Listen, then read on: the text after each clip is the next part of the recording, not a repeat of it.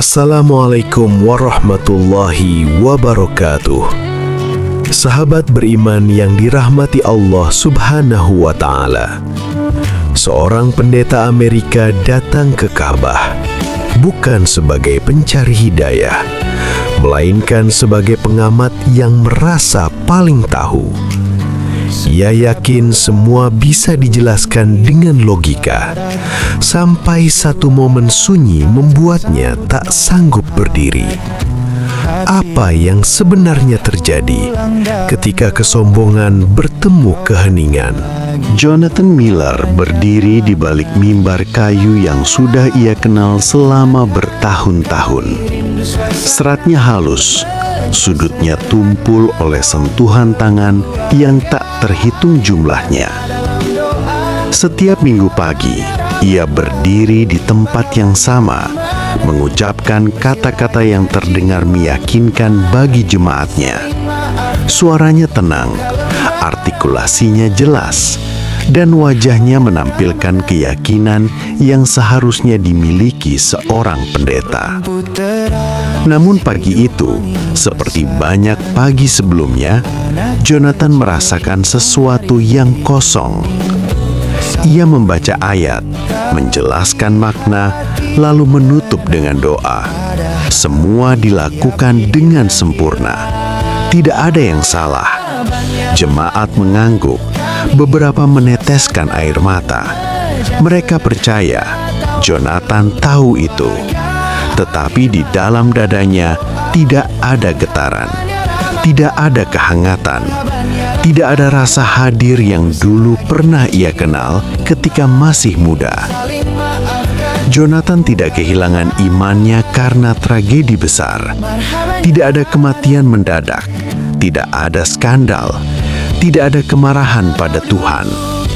Kehilangan itu datang perlahan, seperti suara jam yang terus berdetak sampai akhirnya tidak lagi terdengar karena terlalu biasa.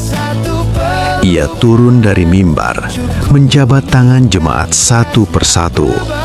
Senyum ia berikan dengan mudah. Ia sudah ahli dalam hal itu. Namun setiap Tuhan memberkati yang keluar dari mulutnya terasa seperti kalimat yang dipinjam, bukan miliknya sendiri. Malam harinya, Jonathan duduk sendirian di ruang kerjanya. Rak buku memenuhi dinding. Kitab-kitab teologi, filsafat, dan sejarah agama tersusun rapi. Ia pernah mencintai semua itu. Ia pernah merasa hidup ketika membaca dan berdiskusi tentang iman. Kini, buku-buku itu seperti saksi bisu dari sesuatu yang telah berlalu. Ia membuka Alkitab, lalu menutupnya kembali. Jonathan menyadari sebuah kebenaran yang selama ini ia hindari. Ia masih percaya pada keberadaan Tuhan sebagai konsep, namun ia tidak lagi merasakan Tuhan sebagai kehadiran. Doanya berubah menjadi monolog, ibadah menjadi rutinitas, dan dirinya sendiri menjadi aktor yang terlalu lama memainkan satu peran. Yang paling mengganggunya bukan keraguan, melainkan ketidakjujuran. Ia bertanya pada dirinya sendiri dengan suara yang hampir tidak terdengar. Apakah ia masih pantas berdiri di hadapan orang-orang yang menggantungkan harapan pada kata-katanya? Ia tidak membenci iman. Ia hanya tidak tahu lagi bagaimana cara mengalaminya tanpa berpura-pura. Beberapa minggu berlalu dalam keadaan seperti itu.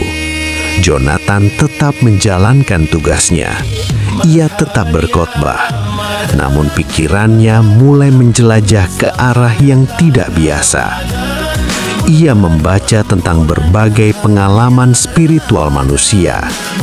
Ia membandingkan ritual, emosi kolektif, dan kekuatan sugesti. Di sanalah ide itu muncul. Jika iman bisa diciptakan oleh suasana, maka seharusnya ia bisa diuji. Jika pengalaman religius hanyalah hasil dari kebersamaan, simbol, dan harapan, maka siapapun bisa merasakannya dimanapun tanpa harus benar-benar percaya. Jonathan menemukan banyak tulisan tentang Mekah dan Ka'bah, tentang miliaran manusia yang berkumpul, bergerak bersama, menangis bersama. Baginya, itu tampak seperti puncak sugesti massal, sebuah tempat yang perfect untuk menguji teorinya. Ia tidak berniat mencari Tuhan, ia tidak berniat berpindah keyakinan. Ia hanya ingin membuktikan satu hal, bahwa pengalaman spiritual bisa direkayasa oleh kondisi dan emosi. Untuk itu, ia harus menyamar. Keputusan itu membuatnya terjaga di malam-malam berikutnya. Ada bagian dalam dirinya yang menolak. Ada suara kecil yang mengatakan bahwa ini bukan sekedar perjalanan. Namun suara itu ia tekan dengan logika. Ia meyakinkan dirinya bahwa kejujuran intelektual lebih penting daripada kenyamanan batin. Jonathan mulai belajar tentang Islam. Ia mencatat dengan rapi. Ia mempelajari istilah, gerakan, dan kebiasaan. Semuanya ia lakukan seperti mahasiswa yang sedang mempersiapkan ujian. Tidak ada doa dalam proses itu. Tidak ada permohonan petunjuk.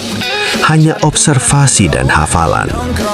Anehnya, semakin ia mempelajari, semakin ia merasa gelisah. Bukan karena ajaran yang ia baca, melainkan karena kesungguhan orang-orang yang menjalaninya. Kesungguhan yang sudah lama tidak ia rasakan dalam dirinya sendiri. Suatu malam, Jonathan menatap pantulan wajahnya di cermin. Ia melihat seorang pria yang tampak utuh di luar, tetapi penuh retakan di dalam. Untuk pertama kalinya, ia mengakui sesuatu dengan jujur. Ia tidak takut kehilangan iman. Ia takut menemukan bahwa selama ini ia terlalu sombong untuk merasakannya. Dengan pikiran itu, Jonathan memutuskan untuk melangkah. Ia tidak tahu bahwa perjalanan ini bukan hanya akan menguji teorinya, tetapi juga akan mengupas dirinya hingga ke lapisan yang paling ia sembunyikan. Dan tanpa ia sadari, eksperimen itu telah dimulai sejak ia berani mengakui kekosongannya sendiri. Keputusan itu tidak datang dengan ledakan emosi. Ia justru terasa dingin dan tenang, seperti tanda tangan di atas kertas yang sudah lama disiapkan. Jonathan Miller mengurus semua keperluannya dengan ketelitian seorang akademisi. Ia menanggalkan identitas lamanya sedikit demi sedikit, seolah hanya sedang berganti peran dalam sebuah penelitian lapangan. Ia memilih nama baru yang sederhana, nama yang tidak mencolok, tidak menimbulkan pertanyaan. Saat mengucapkannya pertama kali di depan cermin, lidahnya tidak tersandung. Itu membuatnya merasa puas, terlalu puas. Jonathan mulai menghadiri kelas bimbingan mualaf di sebuah pusat komunitas Islam. Ruangan itu bersih, sunyi, dan jauh dari kesan dramatis yang ia bayangkan. Tidak ada tekanan, tidak ada tuntutan. Yang ada hanyalah sekelompok orang dengan latar belakang berbeda, duduk sejajar, mendengarkan dengan sikap terbuka. Di sanalah ia bertemu Aminah Yusuf. Aminah bukan sosok yang gemar berbicara panjang. Suaranya lembut tetapi tegas. Ia tidak menjual keindahan agama dengan janji berlebihan. Ia menjelaskan dengan bahasa sederhana, seolah iman adalah sesuatu yang tumbuh pelan, bukan sesuatu yang harus direbut. Jonathan memperhatikan setiap geraknya. Ia mencatat pilihan katanya, jeda di antara kalimat, dan ekspresi wajahnya. Semua itu masuk dalam kerangka analisanya. Namun ada satu hal yang tidak bisa ia kategorikan: ketulusan. Saat Amina berbicara tentang niat, matanya tidak mencari persetujuan. Ia hanya menyampaikan apa yang ia yakini benar. Jonathan merasa terganggu oleh hal itu. Ketulusan semacam itu sulit dibantah dengan logika. Pada suatu sesi, Amina berkata pelan, "Keimanan bukan tentang seberapa banyak yang kita tahu, tetapi tentang seberapa jujur kita pada diri sendiri." Kalimat itu sederhana, terlalu sederhana.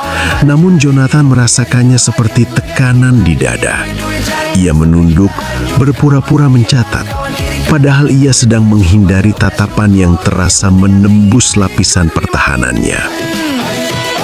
Ia mulai menyadari bahwa penyamaran ini menuntut lebih dari sekedar hafalan. Ada sikap batin yang harus ia tampilkan, kerendahan hati, dan itu adalah sesuatu yang tidak ia kuasai sepenuhnya. Di rumah, Jonathan melatih pengucapan kalimat-kalimat asing baginya. Ia mengulanginya dengan artikulasi jelas. Ia ingin sempurna. Ia ingin tidak ketahuan. Namun setiap kali kata-kata itu keluar dari mulutnya, ada jeda kecil di dalam dirinya. Sebuah ruang hampa yang tidak bisa diisi oleh teknik. Konflik batin mulai mengeras ketika ia menyadari satu hal yang tidak ia perhitungkan. Ia tidak sedang menipu orang lain.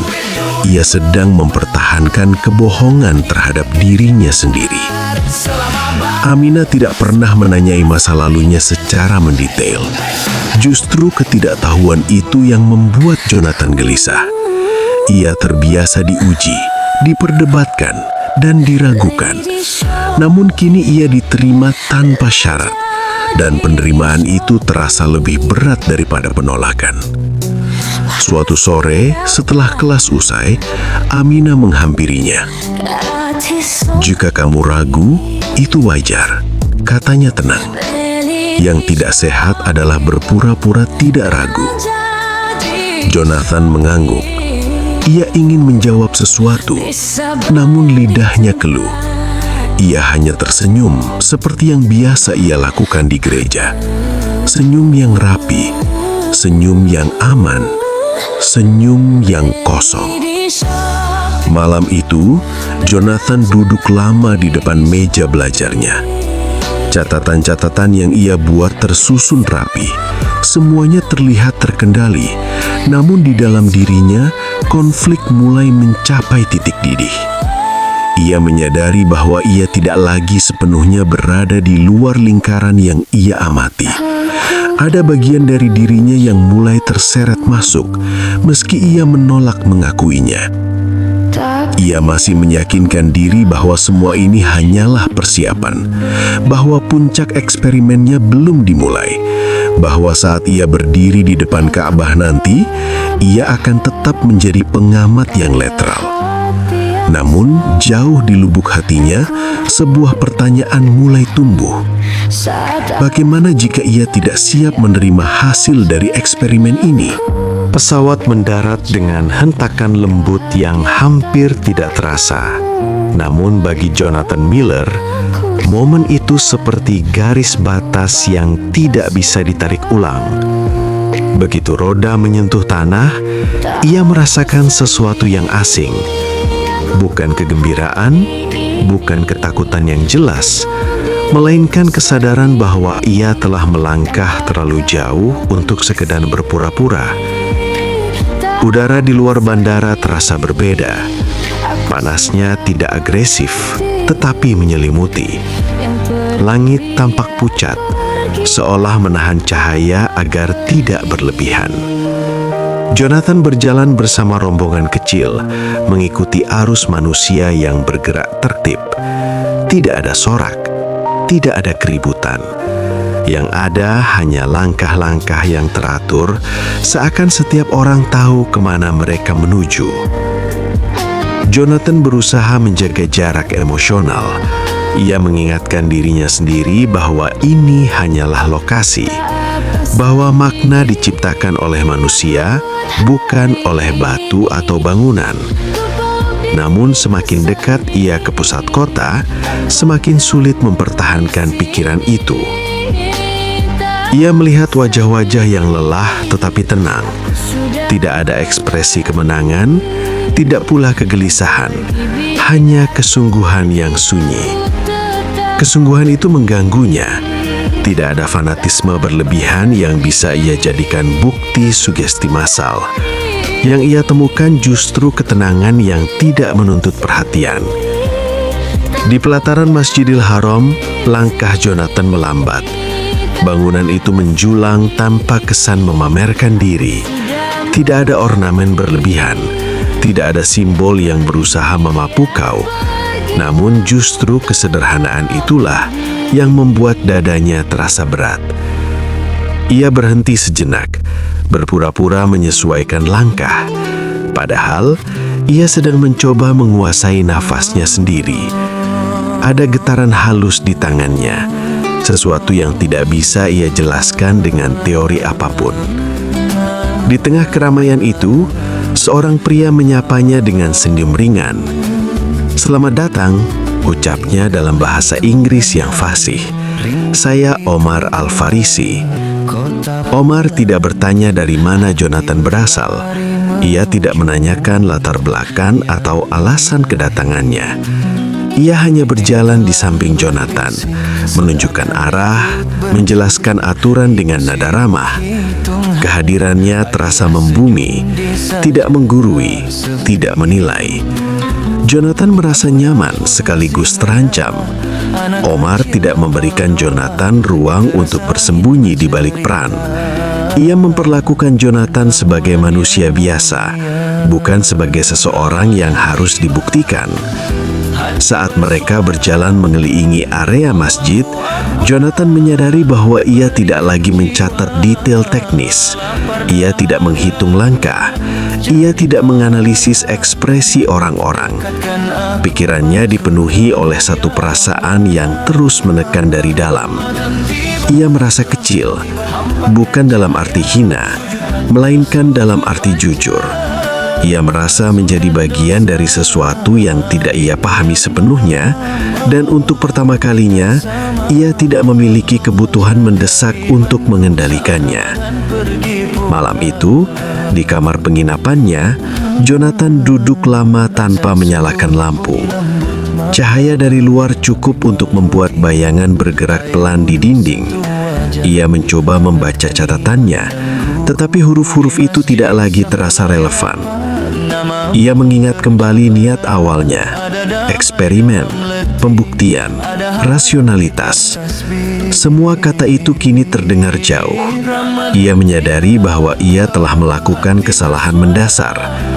Ia mengira dirinya netral, padahal sejak awal ia membawa luka, ia membawa kelelahan, ia membawa kesombongan yang tersamar rapi dalam logika. Tanah ini bukan tempat yang netral, karena tidak ada hati manusia yang benar-benar netral. Jonathan memejamkan mata. Untuk sesaat, ia hampir berdoa.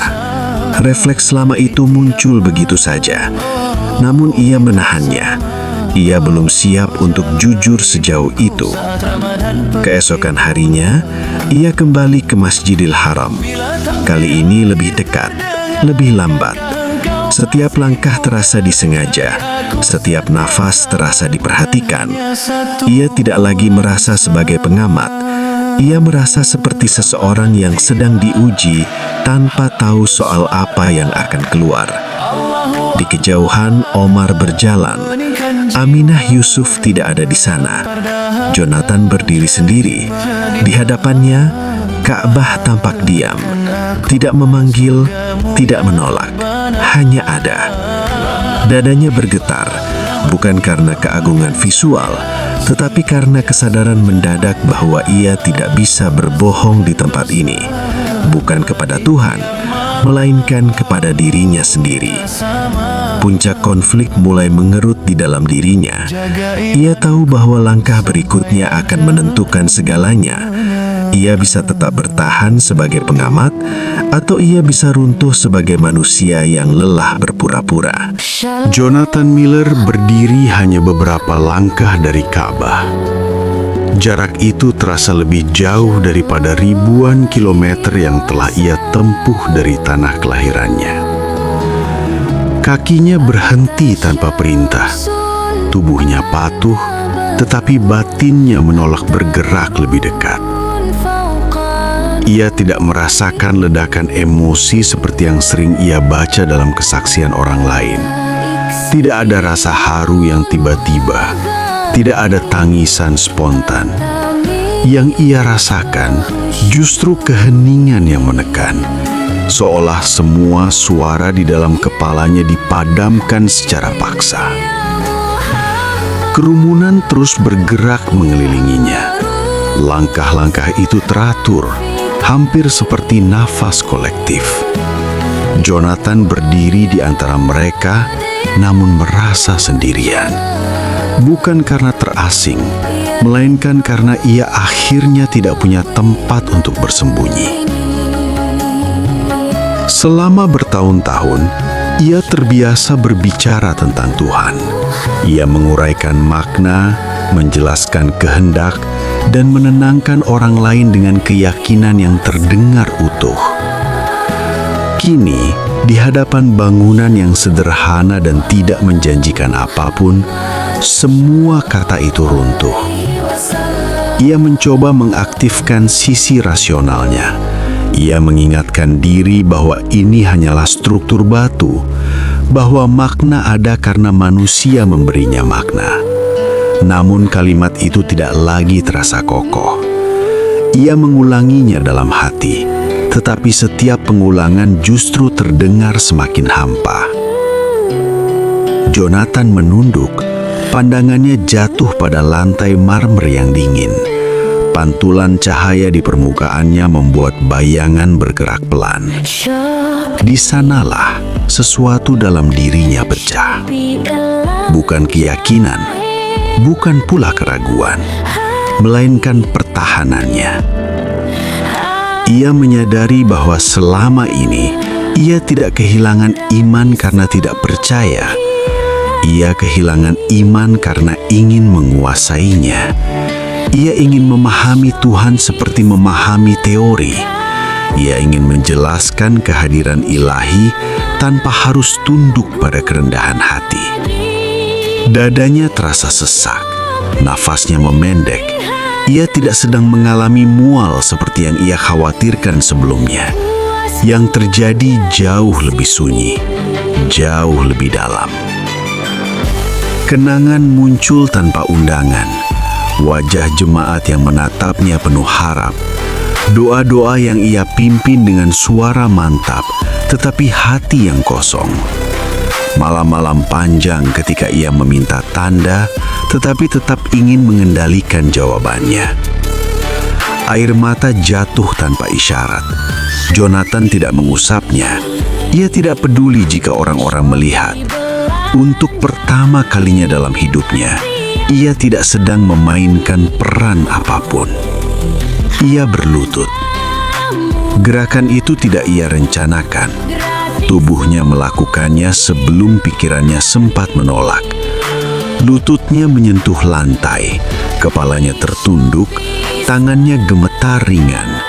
Namun di balik gemetar itu, ada kejujuran yang belum pernah ia izinkan sebelumnya.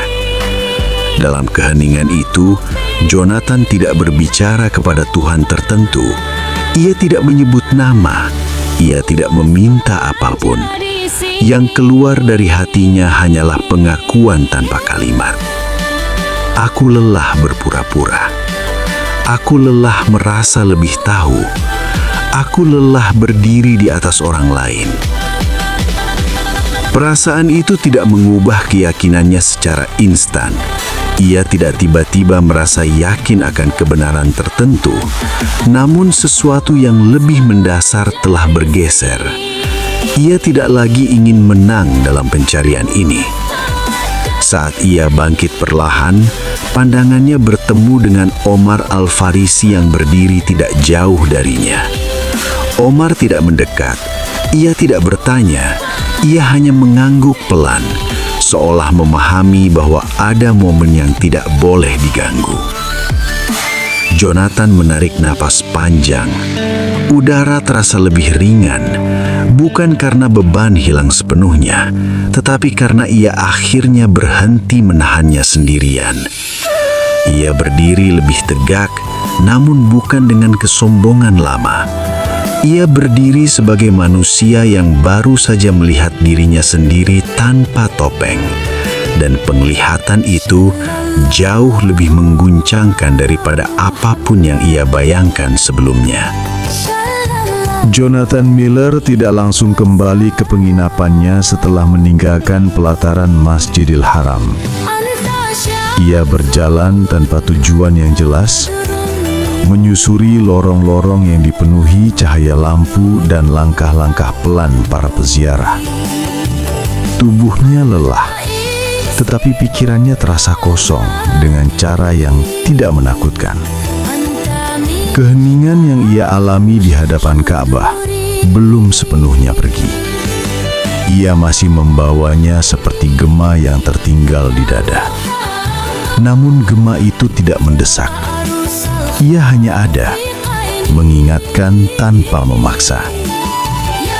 Di kamar penginapannya, Jonathan duduk di tepi ranjang. Ia melepas alas kaki dengan gerakan lambat, seolah takut membuat suara. Ruangan itu sederhana, tidak ada simbol religius, tidak ada dekorasi berlebihan. Justru kesederhanaan itulah yang membuatnya merasa aman. Ia memejamkan mata.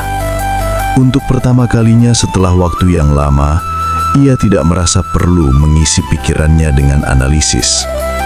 Tidak ada teori, tidak ada pertanyaan yang harus dijawab segera. Hanya napas yang masuk dan keluar dengan ritme alami. Jonathan menyadari bahwa sesuatu dalam dirinya telah berhenti melawan. Selama bertahun-tahun, ia hidup dengan dorongan untuk memahami segalanya. Ia takut pada ketidakpastian. Ia membungkus ketakutannya dengan pengetahuan, dengan jabatan, dengan suara yang terdengar yakin. Kini semua itu terasa jauh, bukan karena ia menolaknya, melainkan karena ia tidak lagi membutuhkannya untuk bertahan. Keesokan harinya, Jonathan kembali ke Masjidil Haram. Kali ini ia tidak membawa ekspektasi apapun. Ia tidak berharap mengalami sesuatu, ia juga tidak berusaha menghindari apapun. Ia hanya datang, berdiri, dan berjalan mengikuti arus. Ia memperhatikan wajah-wajah di sekitarnya. Tidak lagi dengan kecurigaan, tidak lagi dengan niat membongkar makna. Ia melihat manusia yang lelah, manusia yang berharap, manusia yang membawa cerita masing-masing. Dan untuk pertama kalinya, ia tidak merasa perlu membandingkan perjalanan mereka dengan miliknya. Ia duduk di sudut pelataran, menjauh dari keramaian. Di sana, ia bertemu kembali dengan Omar Al-Farisi. "Bagaimana perasaanmu hari ini?" tanya Omar dengan nada ringan. Jonathan berpikir sejenak sebelum menjawab. Ia ingin berkata baik-baik saja seperti kebiasaannya, namun kata itu terasa terlalu dangkal. "Lebih jujur," jawabnya akhirnya. Omar tersenyum kecil. Ia tidak meminta penjelasan. Ia tidak memberi nasihat. Mereka duduk dalam diam, ditemani suara langkah dan bisikan doa yang menyatu dengan udara. Diam itu tidak canggung. Tidak ada tekanan untuk berbicara. Jonathan merasa nyaman dalam kebersamaan yang tidak menuntut apapun darinya. Dalam keheningan itu, Jonathan menyadari bahwa perubahan besar tidak selalu datang dengan gemuruh. Kadang perubahan hadir seperti air yang meresap perlahan ke tanah kering. tidak terlihat dari luar, tetapi mengubah segalanya dari dalam. Ia tidak merasa lebih dekat dengan Tuhan dalam definisi apapun. Ia juga tidak merasa lebih jauh. Yang ia rasakan hanyalah jarak yang lebih sehat antara dirinya dan ego yang selama ini ia pelihara. Pada sore hari, ia menerima pesan singkat dari Aminah Yusuf. Kalimatnya sederhana, menanyakan kabarnya dan mengingatkan bahwa tidak ada kewajiban apapun baginya untuk mengambil keputusan cepat. Pesan itu membuat Jonathan terdiam lama. Selama hidupnya, ia terbiasa menjadi orang yang memberi kepastian. Kini ia justru merasa lega ketika diberi ruang untuk tidak tahu. Malam kembali turun.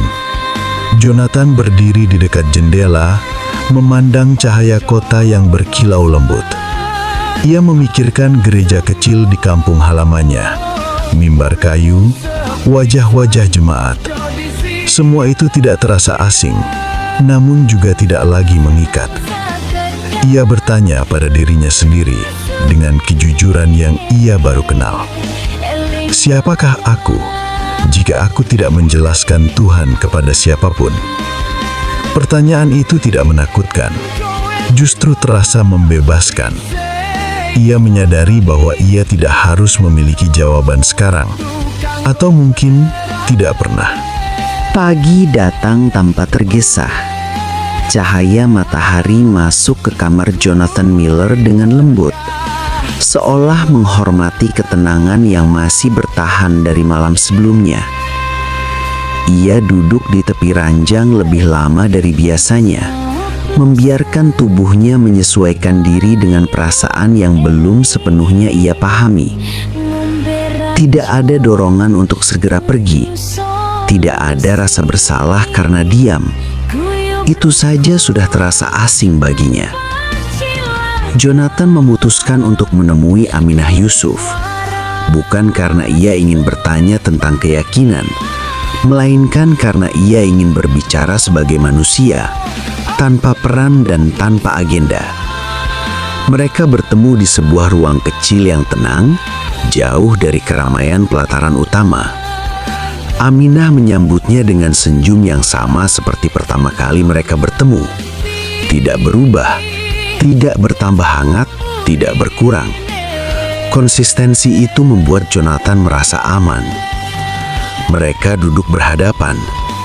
Beberapa saat berlalu tanpa kata. Jonathan biasanya akan mengisi keheningan dengan penjelasan atau pertanyaan. Namun kali ini ia membiarkannya tetap ada. "Apa yang kamu cari ketika datang ke sini?" tanya Aminah akhirnya dengan suara pelan. Jonathan menarik napas panjang. Ia tidak ingin berbohong, tidak juga ingin dramatis. "Jawaban," katanya jujur.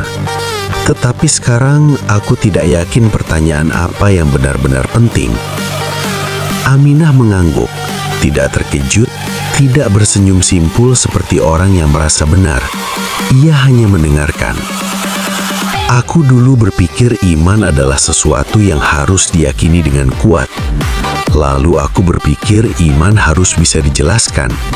Sekarang aku tidak tahu lagi apa itu iman." Aminah menatapnya dengan perhatian penuh. "Tidak tahu," katanya perlahan, "bisa menjadi tempat yang jujur untuk berdiri." Kalimat itu tidak terdengar seperti nasihat, lebih seperti pengakuan. Jonathan merasakan tegangan di bahunya mengendur.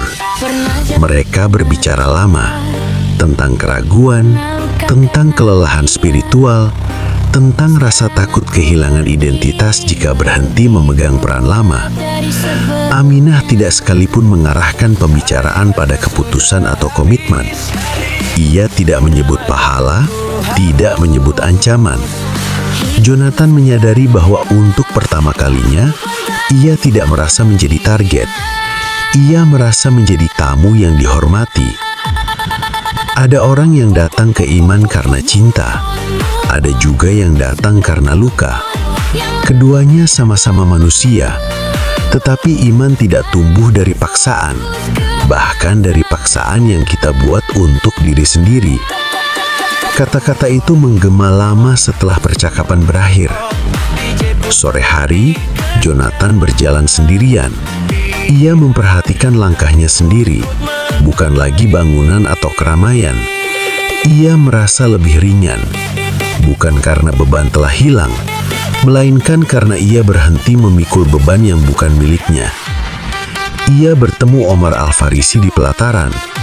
Omar menyapanya seperti biasa. Tidak ada perubahan sikap, tidak ada ekspektasi. "Kamu terlihat lebih tenang," kata Omar. "Ya, aku berhenti mencoba menjadi apapun." Omar tertawa pelan. Itu seringkali bagian tersulit. Jonathan tersenyum. Senyum itu tidak lagi terasa sebagai maskar. Malamnya, Jonathan duduk menulis. Bukan catatan penelitian, bukan analisis.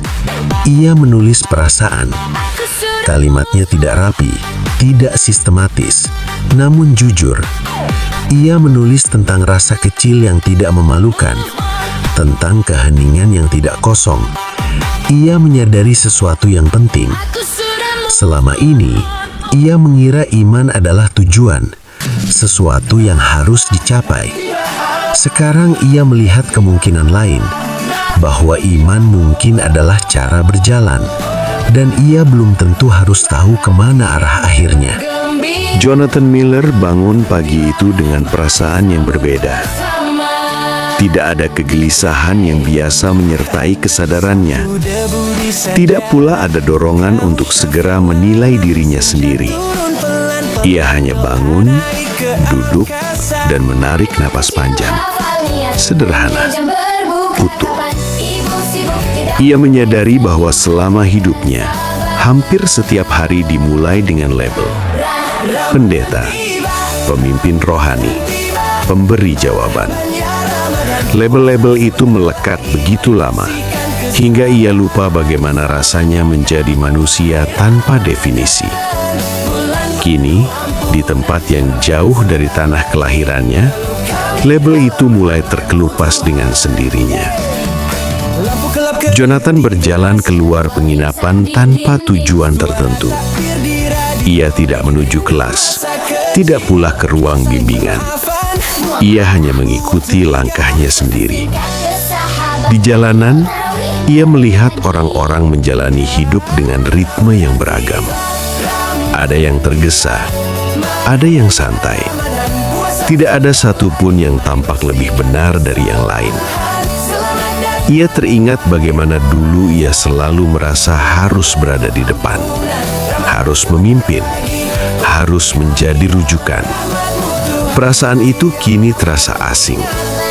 Bukan karena ia menolaknya, melainkan karena ia tidak lagi membutuhkannya.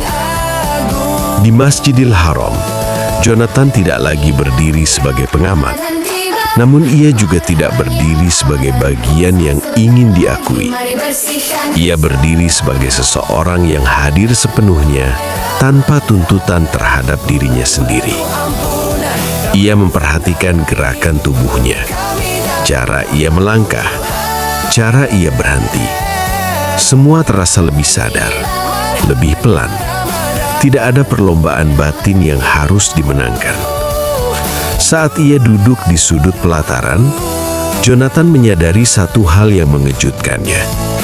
Ia tidak lagi memikirkan bagaimana orang lain melihatnya.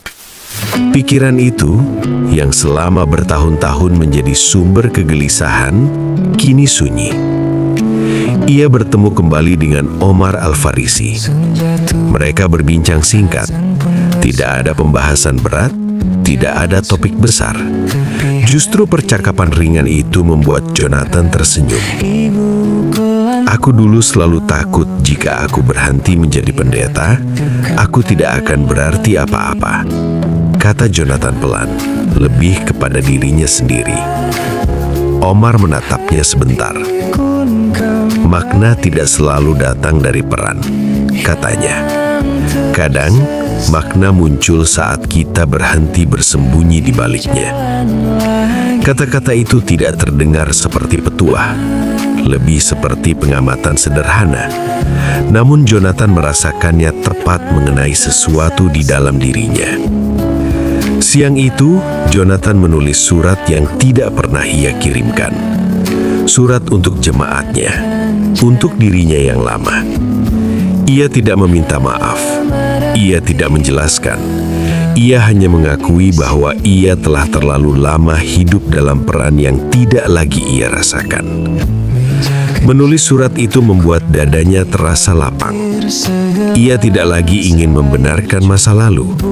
Ia hanya ingin memahaminya dengan jujur. Menjelang sore, ia bertemu Aminah Yusuf untuk terakhir kalinya sebelum kepulangannya.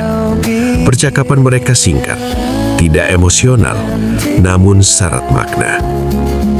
"Kamu tidak perlu menjadi apapun setelah ini," kata Aminah. "Kamu hanya perlu jujur." Jonathan mengangguk. Ia tahu itu bukan tugas yang mudah, namun ia juga tahu itu adalah satu-satunya jalan yang bisa ia tempuh sekarang. Malam turun dengan tenang. Jonathan berdiri di dekat jendela penginapan, memandang kota yang perlahan meredup. Ia tidak merasa sedih, tidak pula merasa lega berlebihan. Ia hanya merasa siap. Siap untuk pulang. Siap untuk hidup tanpa topeng. Perjalanan pulang terasa lebih singkat, meski jarak yang ditempuh tetap sama. Jonathan Miller duduk di kursinya dengan punggung tegak, menatap keluar jendela pesawat. Awan bergerak perlahan di bawahnya, membentuk garis-garis lembut yang terus berubah. Ia tidak merasa ingin kembali, namun juga tidak ingin tinggal lebih lama.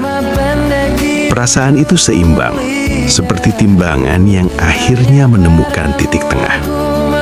Sesampainya di tanah kelahirannya, udara terasa lebih dingin. Jonathan menghirupnya dalam-dalam.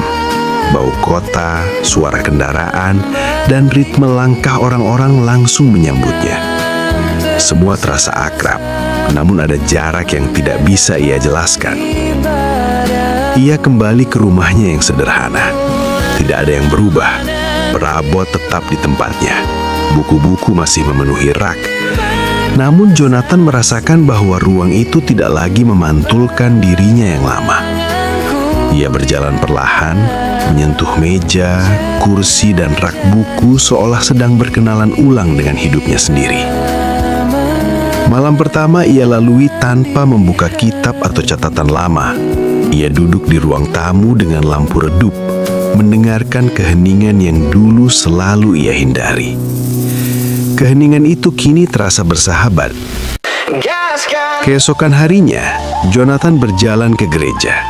Bangunan itu berdiri kokoh, sama seperti yang ia tinggalkan. Pintu kayu terbuka dengan suara lembut. Di dalam, bau kayu dan lilin masih sama. Ia berdiri sejenak di tengah ruangan, membiarkan kenangan mengalir tanpa perlawanan. Beberapa jemaat menyapanya dengan hangat. Mereka menanyakan perjalanannya. Jonathan menjawab singkat. Ia tidak ingin menjelaskan sesuatu yang belum sepenuhnya ia pahami sendiri. Ketika ia berdiri di depan mimbar, perasaannya berbeda. Ia tidak merasa memiliki kuasa atas ruang itu. Ia juga tidak merasa tertekan. Ia hanya menyadari bahwa tempat ini pernah menjadi rumah bagi satu versi dirinya. Jonathan menutup mata sejenak. Ia tidak berdoa seperti dulu. Ia hanya diam. Dalam diam itu, ia menyadari bahwa perubahan sejati tidak selalu tampak dari luar. Tidak ada tanda yang bisa ditunjukkan. Tidak ada simbol yang bisa dibanggakan. Siang hari, ia menerima beberapa pesan dari rekan-rekannya. Ada yang menyambutnya dengan antusias. Ada pula yang bertanya dengan nada kekhawatiran. Jonathan membaca semuanya tanpa tergesa. Ia tidak merasa perlu menjawab segera. Ia menyadari bahwa kepulangan ini adalah ujian baru. Tidak ada Ka'bah di sini. Tidak ada suasana yang mendukung refleksi. Yang ada hanyalah rutinitas dan ekspektasi lama. Sore itu, Jonathan berjalan di taman kota. Anak-anak berlarian. Orang-orang duduk di bangku sambil berbincang. hidup berjalan seperti biasa. Dan di sanalah Jonathan merasakan sesuatu yang mengejutkannya. Ia tidak ingin melarikan diri. Dulu, setiap kegelisahan membuatnya ingin mencari tempat lain. Sekarang, ia memilih bertahan. Ia ingin melihat bagaimana kejujuran barunya akan bertahan di tengah kehidupan yang nyata. Malam datang. Jonathan duduk di meja kerjanya. Ia membuka buku catatan yang ia tulis selama perjalanan. Ia membacanya ulang tanpa mengedit, tanpa mengoreksi. Ia membiarkan kata-kata itu berdiri apa adanya. Hari Minggu datang dengan langit yang teduh. Jonathan Miller berdiri di ruang belakang gereja, merapikan kerah kemejanya dengan gerakan yang lebih lambat dari biasanya. Di luar, jemaat mulai berdatangan. Suara sapaan dan tawa ringan terdengar akrab. Semua itu pernah menjadi bagian dari ritme hidupnya. Kini, ritme itu tidak lagi menguasainya. Jonathan menatap pintu menuju ruang ibadah. Ia tahu bahwa hari ini ia tidak bisa berdiri seperti dulu. Bukan karena ia kehilangan kemampuan berbicara, melainkan karena ia telah kehilangan kebutuhan untuk meyakinkan siapapun. Ia melangkah ke depan dengan tenang. Jemaat memandangnya penuh harap. Mereka menunggu khotbah, menunggu jawaban, menunggu ketegasan yang biasa mereka terima. Jonathan berdiri di balik mimbar. Tangannya diletakkan di atas permukaan kayu yang sudah ia kenal luar dalam. Ia menarik nafas panjang, lalu berbicara. Hari ini, katanya pelan namun jelas, saya tidak akan berbicara tentang kepastian. Ruangan menjadi sunyi. Beberapa orang mengangkat kepala. Sebagian lain saling berpandangan. Jonathan melanjutkan, suaranya tetap stabil. Saya ingin berbicara tentang kejujuran, tentang keberanian untuk mengakui bahwa kita tidak selalu tahu, bahwa iman, jika ia ada, tidak tumbuh dari klaim, melainkan dari kerendahan hati. Tidak ada nada menggurui, tidak ada seruan emosional, hanya kalimat yang disampaikan dengan penuh kesadaran. Jonathan menceritakan pengalamannya tanpa menyebut tempat atau simbol secara rinci. Ia tidak menyebut Ka'bah. Ia tidak menyebut Islam. Ia hanya berbicara tentang perjalanannya sebagai manusia yang lelah berpura-pura. Beberapa jemaat tampak bingung. Beberapa tampak tersentuh. Jonathan tidak berusaha membaca reaksi mereka. Ia tahu bahwa apapun yang mereka rasakan adalah hak mereka. Ia menutup khotbah dengan kalimat sederhana. Jika Tuhan ada, katanya saya, percaya Dia tidak membutuhkan kita untuk berpura-pura kuat. Setelah ibadah selesai, percakapan-percakapan kecil bermunculan. Ada yang memeluknya, ada yang bertanya dengan hati-hati, ada pula yang memilih diam. Jonathan menerima semuanya dengan sikap yang sama. Ia tidak membela diri. Ia tidak menjelaskan lebih jauh dari yang perlu. Ia membiarkan keheningan melakukan pekerjaannya sendiri. Di ruang kerjanya, Jonathan duduk sendirian. Ia menatap kursi di seberang meja. Kursi itu biasanya diisi oleh orang-orang yang mencari nasihat. Hari itu kosong, namun kekosongan itu tidak membuatnya gelisah. Ia menerima pesan singkat dari seorang jemaat lama. Isinya singkat, namun jujur. Terima kasih karena berani berkata tidak tahu. Kalimat itu membuat Jonathan tersenyum kecil. Ia menyadari bahwa kejujuran tidak selalu diterima oleh semua orang. Namun ia juga tahu bahwa kejujuran tidak pernah sia-sia. Sore hari, Jonathan berjalan menyusuri jalanan kota. Langkahnya ringan. Ia tidak merasa terbebani oleh penilaian. Ia tidak merasa perlu membuktikan apapun. Ia menyadari bahwa perubahan sejati seringkali sunyi, tidak disertai tepuk tangan, tidak diikuti pengakuan luas. Namun, justru disitulah kekuatannya. Pagi datang tanpa beban. Jonathan Miller bangun dengan cahaya matahari yang menembus tirai jendela, membentuk garis lembut di lantai kamar tidurnya. Tidak ada jadwal yang menuntut, tidak ada mimbar yang menunggu, tidak ada peran yang harus segera ia kenakan. Ia duduk sejenak di tepi ranjang, merasakan keheningan yang dulu selalu ia anggap sebagai kekosongan. Kini, keheningan itu terasa seperti ruang bernafas, ruang untuk menjadi tanpa harus menjelaskan. Hari-hari setelah khotbah itu berjalan pelan. Beberapa jemaat masih menyapanya dengan hangat. Sebagian menjaga jarak. Ada pula yang bertanya dengan nada bingung. Jonathan menerima semuanya tanpa kebutuhan untuk mengoreksi persepsi siapapun. Ia tahu perubahan yang ia alami tidak dimaksudkan untuk dipahami oleh semua orang. Ia menghabiskan waktu dengan berjalan kaki, membaca tanpa target, dan duduk di tempat-tempat umum tanpa tujuan khusus. Dalam kesederhanaan itu, ia mulai menyadari sesuatu yang selama ini luput dari perhatiannya.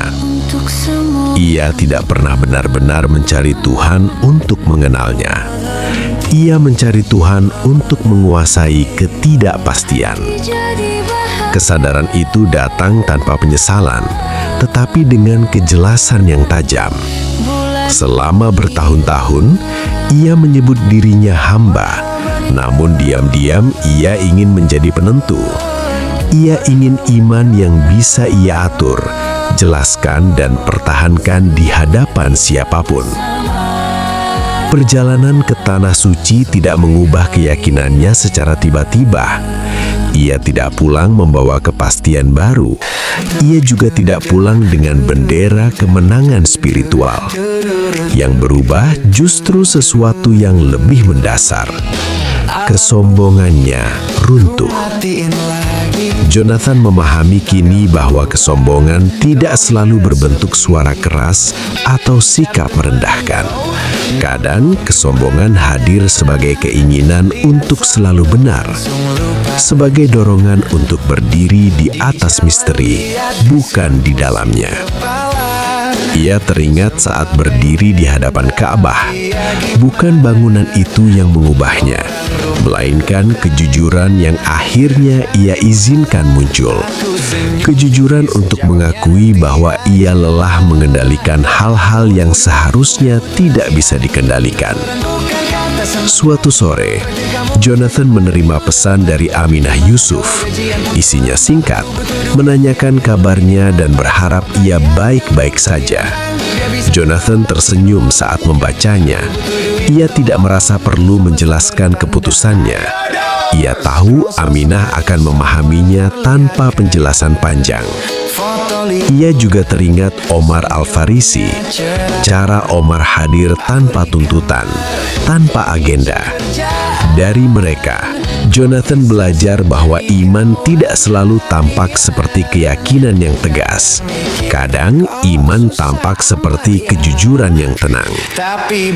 Jonathan kini tidak menyebut dirinya mu'alaf. Ia juga tidak lagi menyebut dirinya pendeta. Ia tidak merasa kehilangan apapun. Justru ia merasa akhirnya berhenti membawa beban yang tidak perlu. Ia memilih hidup sebagai manusia yang mengakui keterbatasannya. Di suatu pagi yang biasa, Jonathan duduk di taman kota, memandang orang-orang yang berlalu lalang. Ia menyadari bahwa dunia tidak berubah karena perjalanannya. Namun cara ia berada di dunia telah berubah sepenuhnya. Ia tidak lagi berpura-pura yakin demi terlihat kuat. Ia tidak lagi menyembunyikan keraguan demi menjaga wibawa. Ia tidak lagi menggunakan iman sebagai alat pembenaran. Plot twist dari seluruh perjalanan ini bukanlah perubahan agama, bukan pula penemuan kebenaran baru. Plot twist itu sederhana, namun mengguncangkan. Yang berubah bukan keyakinannya terhadap Tuhan tertentu. Yang berubah adalah kesediaannya untuk merendah. Jonathan Miller pulang sebagai manusia yang berhenti bersembunyi di balik peran, pengetahuan, dan klaim. Ia tidak tahu bagaimana masa depannya akan berjalan. Ia tidak memiliki jawaban untuk semua pertanyaan. Namun, ia akhirnya berdamai dengan satu kebenaran yang paling jujur. Iman tidak bisa dipalsukan, bahkan untuk diri sendiri. Dan untuk pertama kalinya, itu tidak membuatnya takut. Jonathan tidak memulai dengan salam yang biasa. Tidak ada ayat pembuka. Tidak ada struktur yang selama ini menjadi penopang setiap khotbahnya. Ia hanya berdiri, membiarkan keheningan bekerja lebih dulu. Keheningan itu tidak canggung. Ia padat. Jemaat merasakannya. Aku tidak datang hari ini untuk mengajar, ucap Jonathan akhirnya. Suaranya tetap tenang, tetapi tidak lagi terdengar seperti suara yang terlatih untuk meyakinkan. Aku datang untuk jujur. Beberapa orang saling berpandangan, ada yang mengernyit, ada pula yang duduk lebih tegak, seolah merasakan bahwa sesuatu yang tidak biasa sedang terjadi. Selama bertahun-tahun, Jonathan berbicara tentang iman seakan itu sesuatu yang bisa dirumuskan, dijelaskan, dan disampaikan dengan kalimat rapi. Hari itu, ia menyadari betapa sering ia berdiri di balik kata-kata, bukan di dalamnya. Aku pernah percaya bahwa tugasku adalah memberi jawaban, memberi ketegasan, memberi arah, dan mungkin untuk waktu yang lama itu cukup. Ia berhenti sejenak. Tangannya mencengkram mimbar, bukan untuk menahan gemetar, tetapi untuk mengingatkan dirinya bahwa ia benar-benar ada di sana. Namun ada satu hal yang tidak pernah aku katakan. Ada masa ketika aku tidak lagi merasakan apapun dari semua yang aku ucapkan. Ruangan tetap sunyi. Tidak ada yang menyela. Aku tidak kehilangan kemampuan berbicara tentang Tuhan, katanya pelan. Aku kehilangan keberanian untuk mengakui bahwa aku tidak lagi mendengar apapun di dalam diriku. Jonathan tidak menceritakan Mekah secara rinci.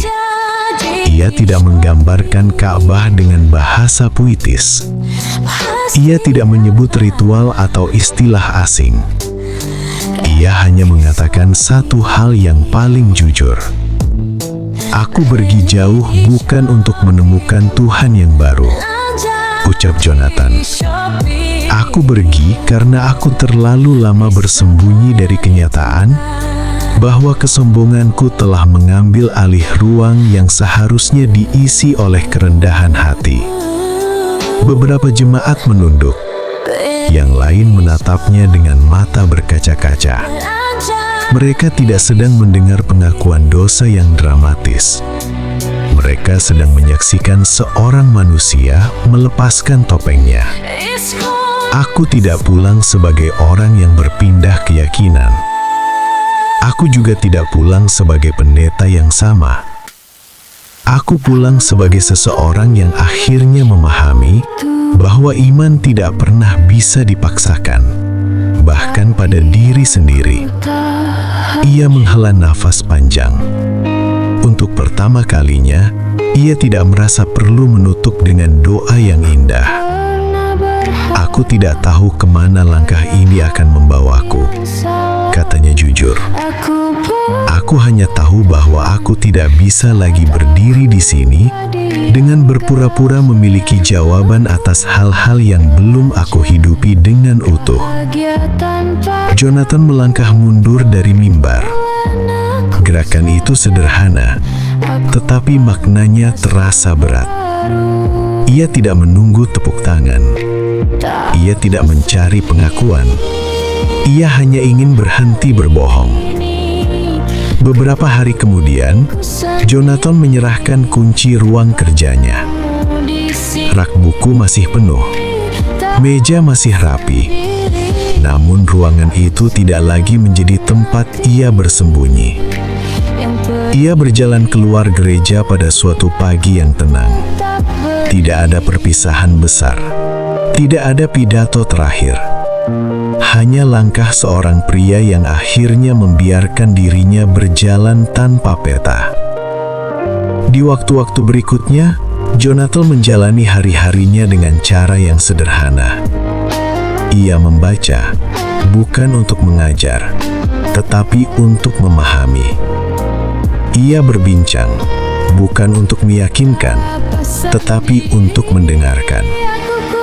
Ia diam lebih sering daripada berbicara. Sesekali ia teringat pelataran Masjidil Haram. Bukan bangunannya, bukan keramaiannya, melainkan momen ketika ia berlutut tanpa rencana, tanpa peran, tanpa tuntutan apapun. Momen ketika ia akhirnya berhenti menuntut Tuhan untuk menjelaskan dirinya. Ia tidak menyebut dirinya mu'alaf. Ia juga tidak kembali menyebut dirinya pendeta. Gelar-gelar itu kini terasa terlalu sempit untuk pengalaman yang telah meruntuhkan batas-batas lamanya. Jonathan Miller menjalani hidup sebagai manusia yang sadar bahwa iman bukan sesuatu yang bisa dipamerkan, diperdebatkan, atau diuji seperti hipotesis. Iman adalah kejujuran yang tumbuh pelan, kerendahan hati untuk mengakui ketidaktahuan, dan keberanian untuk berdiri tanpa topeng. Dan untuk pertama kalinya dalam hidupnya, ketika ia tidak lagi mengklaim apapun, Jonathan merasa cukup. Kisah Jonathan Miller mengajarkan bahwa krisis iman tidak selalu lahir dari kebencian atau penolakan terhadap Tuhan, melainkan sering muncul dari kelelahan batin yang tidak pernah diberi ruang untuk diakui. Banyak manusia tetap menjalankan peran keagamaannya dengan sempurna di luar, sementara di dalam dirinya tumbuh kekosongan yang perlahan mengeras menjadi kebisuan. Cerita ini mengingatkan bahwa iman yang dipertahankan hanya oleh rutinitas dan reputasi akan rapuh ketika tidak lagi disertai kejujuran. Jonathan bukan kehilangan Tuhan, ia kehilangan keberanian untuk mengakui bahwa ia telah menggantikan kerendahan hati dengan kesombongan intelektual. Ia merasa mampu menjelaskan iman, menafsirkan makna, dan memimpin orang lain, tetapi lupa bahwa iman bukan sekadar pengetahuan, melainkan hubungan batin yang hidup. Dari sini, kita belajar bahwa kecerdasan, pendidikan, dan posisi sosial tidak menjamin kedekatan spiritual. Bahkan semuanya bisa menjadi penghalang jika tidak disertai sikap rendah hati. Perjalanan Jonathan ke Mekah bukanlah tentang perpindahan agama, melainkan tentang runtuhnya ilusi kontrol. Ia datang dengan niat mengamati, menguji, dan membuktikan teori. Namun justru di tempat itu, ia berhadapan dengan kenyataan paling sulit bagi manusia modern, yaitu menerima bahwa tidak semua hal bisa dijelaskan dianalisis, atau dimenangkan oleh logika. Pengalaman batinnya mengajarkan bahwa ada saat ketika manusia harus berhenti bertanya untuk menang dan mulai mendengarkan untuk memahami. Pesan penting lainnya adalah tentang kepura-puraan. Jonathan menyadari bahwa iman tidak pernah bisa dipalsukan, bahkan untuk tujuan yang tampak mulia. Ketika seseorang berpura-pura yakin demi menjaga peran, ia tidak hanya menipu orang lain, tetapi juga mengikis kejujuran terhadap dirinya sendiri. Dalam jangka panjang, kepura-puraan ini melahirkan kehampaan yang jauh lebih menyakitkan daripada keraguan yang diakui dengan jujur. Cerita ini juga menegaskan bahwa keraguan bukanlah musuh iman. Justru penyangkalan terhadap keraguanlah yang berbahaya.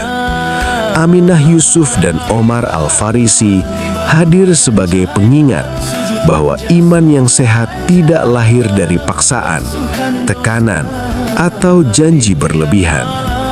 Iman tumbuh dalam ruang yang tenang, di mana manusia diberi izin untuk bertanya, diam, dan mengakui ketidaktahuannya. Ketika keraguan diterima sebagai bagian dari perjalanan, iman menjadi lebih manusiawi dan lebih dewasa. Jonathan pulang tanpa gelar, tanpa identitas religius yang jelas. Namun justru di sanalah letak kemenangan batinnya. Ia berhenti mendefinisikan dirinya melalui label dan peran. Ia memilih menjadi manusia yang jujur, meski itu berarti kehilangan kepastian sosial dan penghormatan publik. Pesan moral yang kuat di sini adalah bahwa integritas seringkali menuntut pengorbanan. Kejujuran tidak selalu membawa kenyamanan, tetapi selalu membawa kebebasan. Cerita ini mengajak pembaca untuk merenungkan ulang cara memandang iman. Iman bukanlah sesuatu yang harus selalu ditampilkan, dibela dengan suara keras, atau dijadikan identitas yang menuntut pengakuan. Iman bisa hadir dalam diam, dalam sikap rendah hati, dan dalam keberanian untuk berkata, "Aku belum tahu." Dalam dunia yang gemar pada kepastian instan dan jawaban cepat, sikap ini justru menjadi bentuk kedewasaan spiritual. Akhirnya, pesan moral terbesar dari kisah Jonathan Miller ini adalah ini: menjadi manusia yang jujur jauh lebih penting daripada menjadi tokoh yang tampak benar. Ketika seseorang berani menanggalkan kesombongannya, ia membuka ruang bagi makna yang lebih dalam untuk tumbuh. Dan terkadang, bukan Tuhan yang menjauh dari manusia, melainkan manusia yang terlalu sibuk mempertahankan citra dirinya sendiri hingga lupa untuk benar-benar hadir. Dalam keheningan itulah, iman menemukan bentuknya yang paling murni.